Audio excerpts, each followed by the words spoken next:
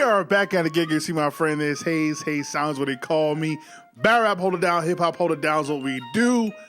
Jay-Z versus Dame Dash. Never ending feud, I guess. Let's go to how it kind of all started. Beef DVD pause for 2007. Let's go.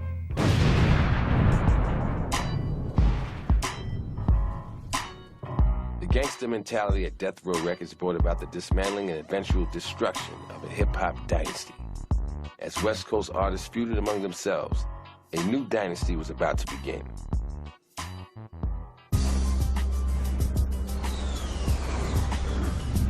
R.P. Charlie Murphy. In the early 90s, an unknown young rapper and an ambitious young businessman joining forces to find success in the music business. Jay was just like, we don't make records, we build rap empires. And he said that on like a song that never even came out. He was just that cocky. He thought he was the greatest MC in the world. He got songs that said it before he even came out. Hip hop. I'm the greatest MC in the world. They was out there grinding at first, just like a lot of other artists. R.P. DJ K. Slade. You know, pushing them away. There was always an excuse why they didn't want to sign him. You know, he rapped too fast. Come on, man, you ain't talking about no Jay. Big got this album out, and Nas got this album out. This is like 94, 95. They struggled together, you know, as far as getting into the industry. I was shopping Jay and people weren't getting it, so we said, man, we supposed to be bosses anyway. Let's do it ourselves.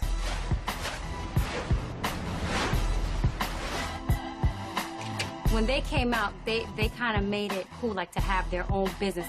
It was cool that the label didn't want to sign Jay, because then we did our own thing. And they took and went in their pocket and did it on their own, shot videos, and people started looking at Jay like another way. Reasonable Doubt, Damon and Jay-Z's first release with Roc-A-Fella, was a financial and critical sensation. They came in the game together. Dame was the businessman, Jay was the artist, and they got real successful. Please get rowdy for Jay-Z and the Roc-A-Fella family. And after that, you know, I went and shopped at Co-Venture, and everybody was trying to offer me the sucker deal. I was calling it the nigga deal, because they were just trying to give us record deals with money, and I was like, why do we need a record deal right now? You know what I'm saying? We made that money. You can't give me... Leo offered me $1 million for Jay. I was like, what? The success of Reasonable Doubt landed Roc-A-Fella and... It's just like, thinking of going back, listening to old 90s hip-hop, man. Reasonable Doubt was like, I don't even know if it's ahead of its time or was even in its time. Like, Reasonable Doubt, when you have albums like The Score, when you got albums like Illmatic and All Eyes on Me and Ready to Die, it was so distinctly different from everything. And it wasn't even going after radio for real. That's what's crazy about it. You would think the goal was to go after radio. And even though they had like Can't Out the Hustle with Mary J, I mean, come on, that's of course you're supposed to Brooklyn's Finest. It still stays true to its core. Like, it's just Reasonable Doubt, man. It's just crazy that was his debut. That was his debut album, is Reasonable Doubt. It just, man. What a record. And shout out to Dame, man. Like, Dame. Presidented label deal to Def Jam, especially since Roc-A-Fella Records only had one artist. They got 100% creative control. So they did a lot of things, I think, business-wise in the industry that people weren't doing before then. In the period between setting up their deal at Def Jam and the release of Jay's second album, Roc-A-Fella started to lose momentum. you know, Puff was selling all these records, and we was just barely making it. You know, we weren't hitting our expectation because of that sophomore jinx and all that pressure. Remember Lior and Kevin Lowndes them saying, you guys are cold, man, we're not putting up no more money. And I remember saying, we don't need your money, we put up our own money. I'm gonna go make a little movie of all the B-sides so we could really show our vision. Genius. The 1998 film Streets Is Watching. Streets Is Watching was crazy. Hugely successful, but more importantly, they gave fans an extended look at Jay-Z and the Roc-A-Fella lifestyle. And then it got hot, and then everybody started to jump back on the bandwagon. It was kind of funny, and you know, while we were on that tour, the Bad Boy tour, in between Kicking Priest to play music, he was playing this instrumental, and you know, it was the Hard Knock Life instrumental. And it's a hard knock life. I'm listening, I'm like, oh, damn, that's crazy. You know, when you get this going, like, it was nuts. And Jay was like, that's crazy. So I ran out to the DJ booth. He told me 45 Kings had done it. I called 45. He's like, yo, somebody else got dibs on this beat. I said, man, I will send you $10,000 in cash right now in a brown paper bag right now if I get that beat. He said, send it. Changed his life, man. One beat. Man. That's One when beat we changed life. Got a record that can get those kind of spins that we wanted. And I remember Leo telling me the Hard Knock Life wasn't a hit. And I was like, yeah, bug it. He said, I hope I'm wrong. And he was wrong, you know, so I knew never to listen to him again. And, you know, we put out his album and he went, you know, number one for like 5 weeks straight. And we was off to the races. Dame has always been Dame. Dame made himself be a star. Dame was a businessman. Dame is extremely savvy. He made himself. Dame Dash. Come on, man. Think about what we was 5 years ago. We was 5 times smaller. So that means we 5 times bigger. So we're going to be 5 times bigger in 5 years. And that was basically by default, you know what I'm saying? Because Jay was, you know, at the time was a very understated individual. I used to be on stage with him just because, you know, he didn't move around a lot. And there wasn't anybody else as famous that could move around. Because the minute Memphis Bleak went gold, he hit that stage. I got off the road. He'll show up to one of them black tie affairs, you know what I mean, with his Green Hill jersey, jewelry, and Orlando. make yourself seem like, yo, I'm Dame. Who is that guy? Oh, that's Damon Dash. I've always been proud that I can go and be in different dynamics. I mean, I'm Dame Dash. I got this, I got that, I did this, I did that. We done made it big, sold it, and bought it back again. You know what I'm saying? Like, we got cake.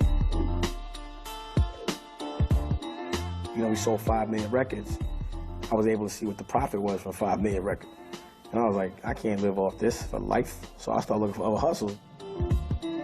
After Jay mentioned iceberg jeans in one of his rhymes, Dame got curious about the clothing business.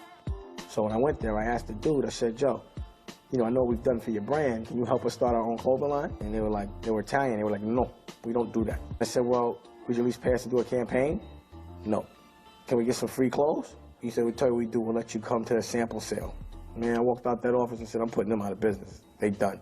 And that's when I started Roc-A-Fella.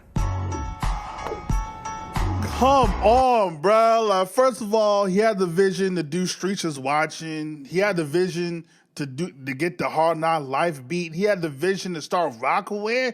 Like, I know we love Jay. I know we, you know, whatever his fault. As much as we give props to Jay, we have to give just as much props to Dame, man. Like, come on, bruh. Like, what? Like,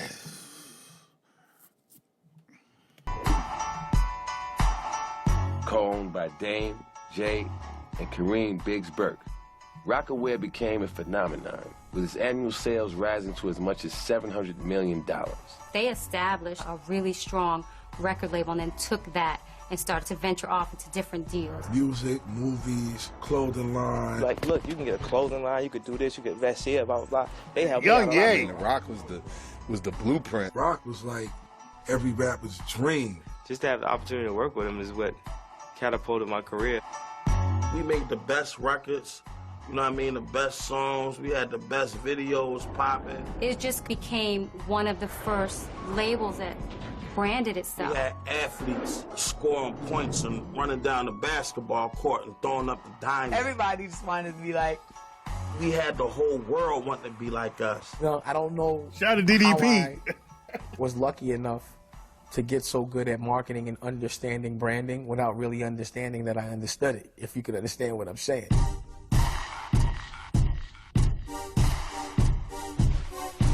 By the year 2000, Jay-Z was a superstar, and together they built a multi-million-dollar empire.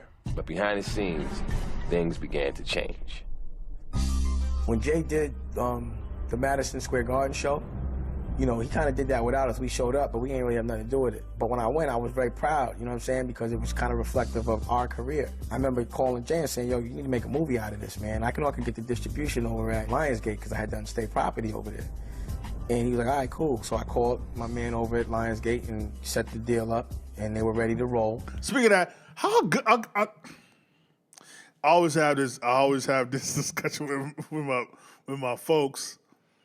How bad was State Property and State Property 2?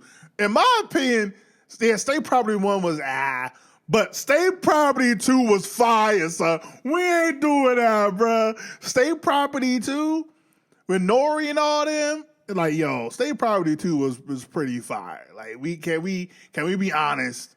I know it's good to rag on State Property like it wasn't good. It was cool. Benny did good. Like, he was all right.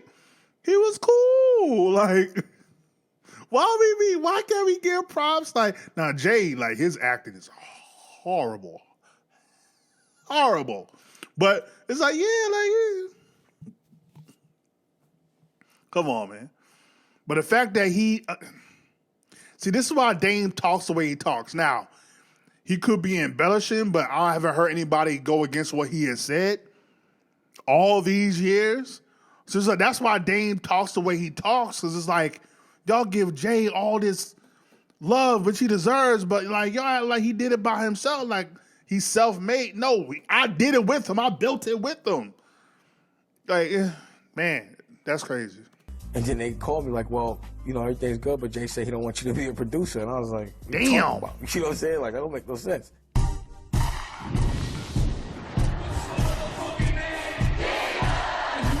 And then he did the Reebok deal, the Sean Carter, not Roc-A-Fellas, but they were Sean Carter. So he was like, you know, I just feel like he always kind of wanted to do things on a more corporate level, and I've always wanted to do things on a more independent. I didn't want nobody to give me a sneaker deal. I wanted the whole company. You know what I'm saying? That's one of the reasons why, you know, I bought Pro Keds. My thing is, I'm always trying to, you know, I got this David and Goliath complex, man. You know, I feel I can knock the giant down just if I'm better than them at it, because I can identify with the consumer. You know, we own things. Even y'all have Pro Keds. Like, let's be honest. I definitely had a pair of S-Car. Any y'all have I respect it. I'm not knocking though, but like, I don't know anybody that had Pro Keds. S-Carters, yeah, we had them joints, but not no Pro Keds. And my go-to, because he was independent, he wasn't able to distribute or whatever. I just don't remember. I don't remember what a Pro Ked. Oh, you know what? Because I have no remembrance. Like, I feel like it was like it looked like a K-Swiss shoe or something. Hold up, Pro. Hold on. Let's go back to the 2000s. What did it look like in the 2000s? Do you know? Oh yeah, these like white folk sneakers. Oh, that okay. Yeah, these like white folk sneakers, isn't it? Yeah, we wasn't rocking these.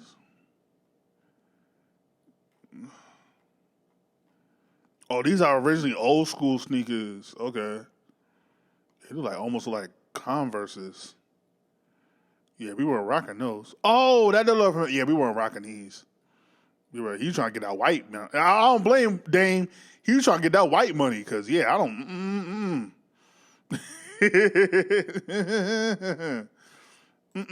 Nah, we good off the Pro Keds, dog.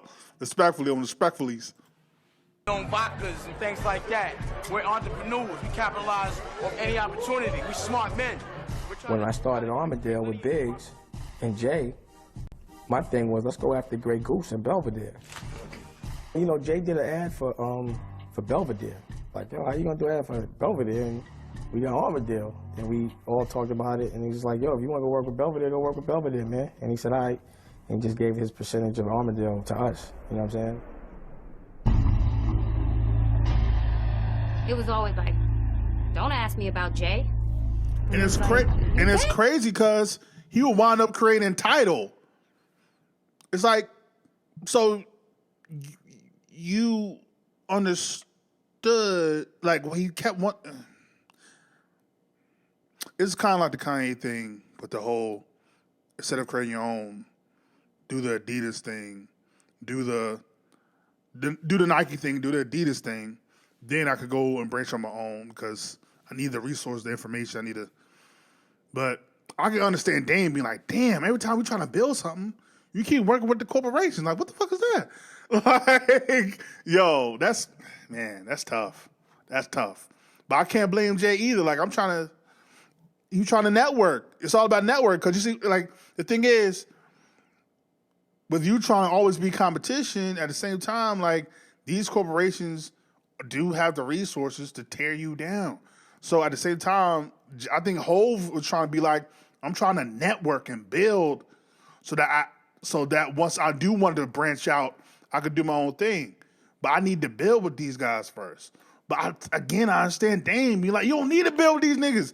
Like, we are our own entity. So I understand both sides. I get it. Like, that's Jay. I'm asking you, can he do the cup? Don't ask me about Jay. Ask Jay about Jay. And it was the same thing with Jay. It was like this split within their camp. Internally, it became, do you rock with Jay or do you rock with Dame? I was lied to from Dame, and I was lied to from Jay on what was going on, what's the situation. Is something going on? Is a problem going on? What is it? And that was another thing. They did the 40-40 without telling us. So there was like a lot of deals being set up that we just weren't part of. And I was like, all right, cool, whatever. Rumors began to spread that there was friction between Dame and Jay. Leor and Jay are in cahoots. They don't like Dame. Jay felt that Dame was too loud and obnoxious.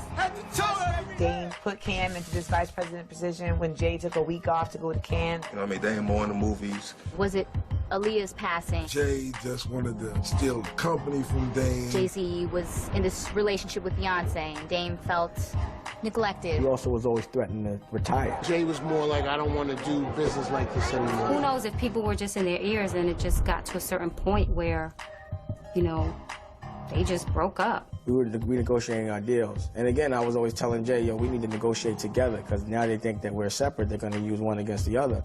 Let's do our thing together. He always made it a point to negotiate on his own. And they would be telling me, yeah, well, he said, you better go holler at your man. Well, Jay said he wants the name. And I was like, get out of here. So we went and had lunch, and he said, yeah, man, you know, they offered it to me, I'm going to take it. It's business. And I was like... The last day, I was just sitting in my lawyer's office 5 hours with the pen. It was the toughest thing. In 2004, Jay-Z and Dame sold Roc-A-Fella to Def Jam. The next year, Dame Dash was bought out of Roc-A-Wear for $22 million. Sell my part. You know what I'm saying? I'm done. You know what I'm saying? Period. Jay and Dame were no longer in business together. When I first came home and when I first seen Jay first words to me was, I'm sorry. In the aftermath of the breakup, the problems became clearer. Jay-Z no longer wanted to do business the way Dame Dash did it, but I think deep down, Dame Dash didn't want to do business the way Jay-Z did it anymore either. Dame has said, you know, the Jay used to basically make me go out and terrorize these dudes and then go and pop bottles with them. Yo, my job is to go to war. It was Dame up at the labels, arguing, being an asshole. You gotta go this way. I don't care about what you say. He's doing this and that. It wasn't never a problem for me until he went and became friends with the guys I was torturing. So, you know, it was like, yo, as long as we together, man, you know, I'll do it. Yeah, it's crazy because, like, Jay and Dame, at least I don't know them, but their personalities are so polar opposites. That's the funny part. Like, they are so polar opposites, right? Like, Dame is the boisterous, like, he's loud, like, in your face, aggressive, unfiltered, like, they'll tell you what it is, but Jay is actually unfiltered too. But Jay is just more slick with it. He's more laid back. He's more, like, I gotta learn how to move in a room full of vultures. Like, if that really is Jay, he's like, and the thing is, I think they were playing the same game, just in a different way. Dame was going through the front door. Meanwhile, Jay was going through the side. They both were getting to the same room, just did it in a different way. But people are going to want to deal with Jay way more than deal with Dame. First of all, Jay is the talent. So when you have Dame fighting for this, fighting for that, they're like, we don't want to deal with that headache. Let's just deal with Jay. And Jay's not rejecting it. And Jay's like, yeah, I'll do this, do that. It's just like to break up Roc-A-Fella like that. I still can't get over that. I just still like, how can you do your mans like that? Like, you really did your man, like, y'all built that together. Like, from the ground up, y'all built that. And you took it from your mans? Even if it's not your mans like that no more, it's still like to take that from him. When y'all built it and allowed this corporation to give you the power to do that, it's just crazy to me, man. That's just crazy to me. The day Jay signed that contract to fully take over Roc-A-Fella is the day that things change forever in regards to Jay. Like, man, that's just still insane to me. And I remember originally I felt bad, but I was on Jay's side. But now I'm completely on Dame's side. It's not even close. I can't even give an argument to how Jay could do that, bro. Like, I just think funny. You know, if Leo is trying to play you, I'm gonna torture Leo. If Kevin Lyle's trying to play you, I'm gonna torture him. But you know, when you start going on vacation with him and stuff, you know what I'm saying? It's like. But then that's kind of, messed up. He was sticking his neck out for him, and then he abandoned him. And I always kind of knew that, a lot of on the way up, I had made a lot of enemies because I was the bad cop. That was my job. So, I was like, I never cared because, my crew was always going to be solid enough where I don't need nobody. I'm never going to be corporate. I'm always going to be independent. So I used to go hard. And in the end, that's what bit him in the ass. Seemed like Dame got the short end of the stick of that breakup because everybody went with Jay. I never wanted my artist to have to choose. I mean, that's whack. It's corny. Who you want to follow? You know what I mean? Dame ain't rapping. Me as a man, I ain't pick no choice. I can't choose between friends. I think I'm strong enough to stand on my own, and as a real man, Oldham jersey. I believe a real Clippers. man don't choose between his friends. He either try to help bind his friends, or leave it alone, and help them, fix their situation, or step back and leave it alone and let them do whatever they gonna do and have nothing to do with it. Sense like all the hurt feelings, and that also makes it more compelling because there's like clearly so much resentment. Dame got kicked out of the Def Jam Universal building. It got kind of hairy. That's why I had to get out of there. It was either you were on Jay's side or you was on Dame's side. It's not the way I wanted it to be. As part of their settlement, Jay-Z and Dame fought over the ownership of the Masters of Reasonable Doubt. He was saying, you got... Man, it's been almost 20 years, and they still going on with that. Man, that's crazy, dog.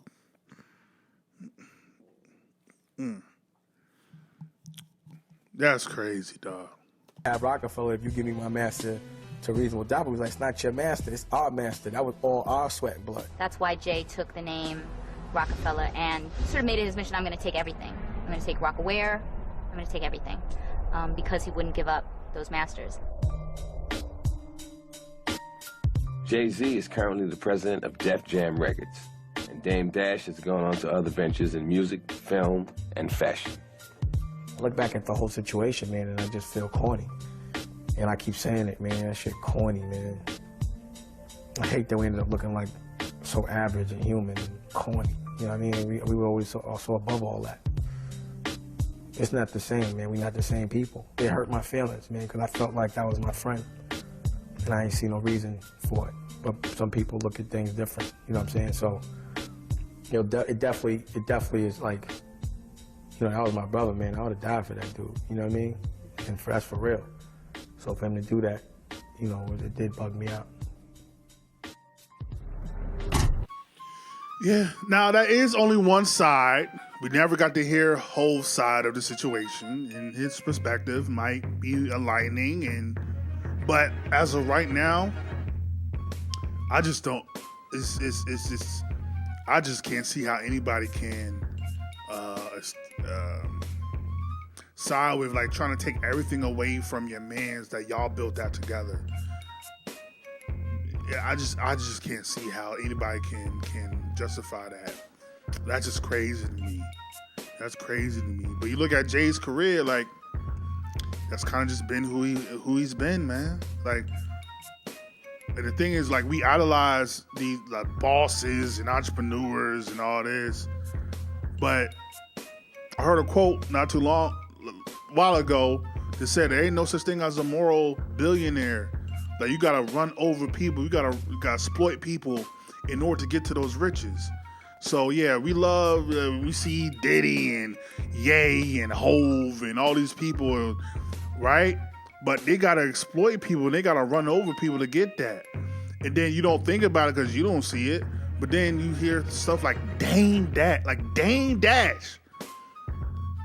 turn on his own man, Dame Dash, to take over the company that they built. It's just man, that's crazy, dog.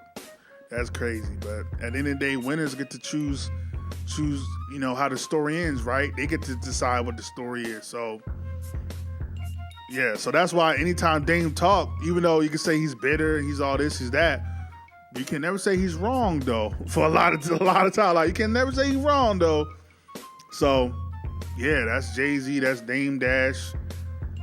And Roc-A-Fella was my favorite crew, like Def Jam. Like, like, people had Cash Money, you had Death Row, you had all that.